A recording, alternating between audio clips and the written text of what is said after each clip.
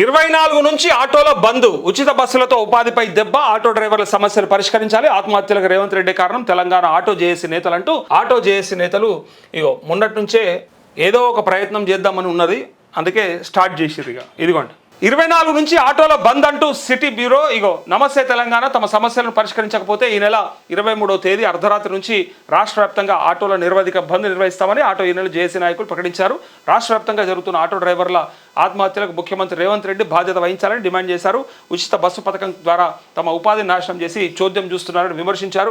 గురువారం బాగ్లింగంపల్లిలోని సుందరయ్య విజ్ఞాన కేంద్రంలో ఆటో డ్రైవర్ల సదస్సు నిర్వహించారు. ప్రభుత్వం హామీ ఇచ్చిన మేరకు ఆటో, ప్రైవేట్ రవాణా కార్మికుల సంక్షేమ బోర్డును తక్షణం ఏర్పాటు చేయాలని డిమాండ్ చేశారు.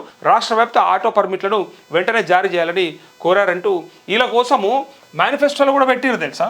మేనిఫెస్టోలో కూడా సంవత్సరానికి మీకు కొంత సహాయం చేస్తామని చెప్పి అమౌంట్ కూడా పెట్టి 12,000 రూపాయలు అని చెప్పి అమౌంట్ కూడా పెట్టి మీదికించి మీకోసం సంక్షేమ బోర్డు కూడా ఏర్పాటు చేస్తామని చెప్పి ఇంకా ఏమేమో చెప్పిర్రు. వాళ్ళకి కావాల్సినటువంటి డిమాండ్లు ఏమున్నాయో వాటికి సంబంధించి అందులో పెట్టుకొని అప్పటి మట్టుకు ఆటో డ్రైవర్ల ఓట్లు అయితే అన్ని బరాబర్ గుంజుకున్నారు. ఇప్పుడు యాదికి వస్తలేరు. ఇప్పుడు కథం, ఇప్పుడు అవసరం లేదు.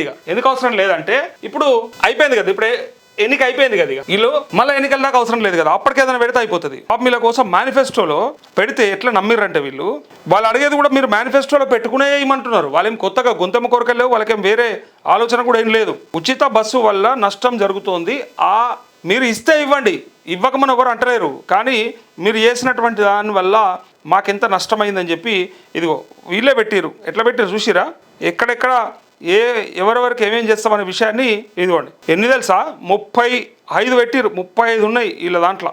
35 ఇట్లా ఇంకా అందరి గురించి పెట్టిరు. ప్రభుత్వ ప్రైవేటు ఉద్యోగుల సంక్షేమము, ఆర్థికంగా వెనుకబడిన తరగతులు, కార్మిక సంక్షేమము.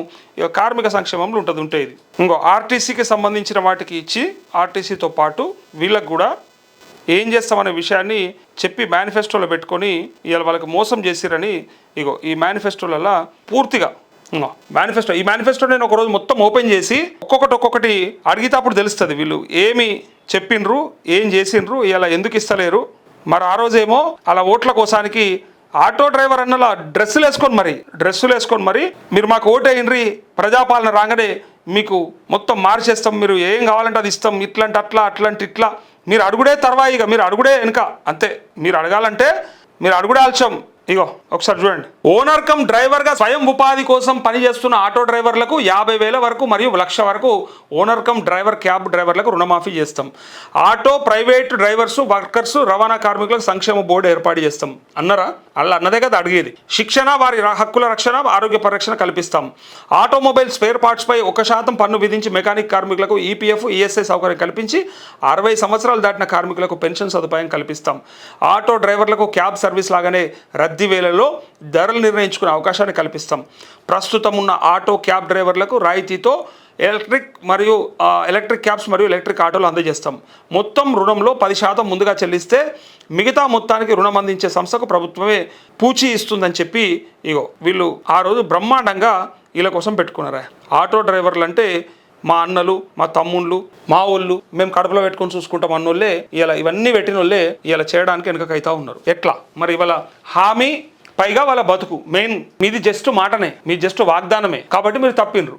ఎందుకంటే ఇయ్యాలని ఉద్దేశం ఉంటే ఎప్పుడో ఇష్టోళ్ళు. 30 నెలలు అయిపోయింది, కానీ ఇప్పుడేంది వాళ్ళ బతుకు తెరవాలి, వాళ్ళ జీవనం ఆగిపోయింది, ఇబ్బంది పడతా ఉన్నారు. అది అర్థం చేసుకోవాలి.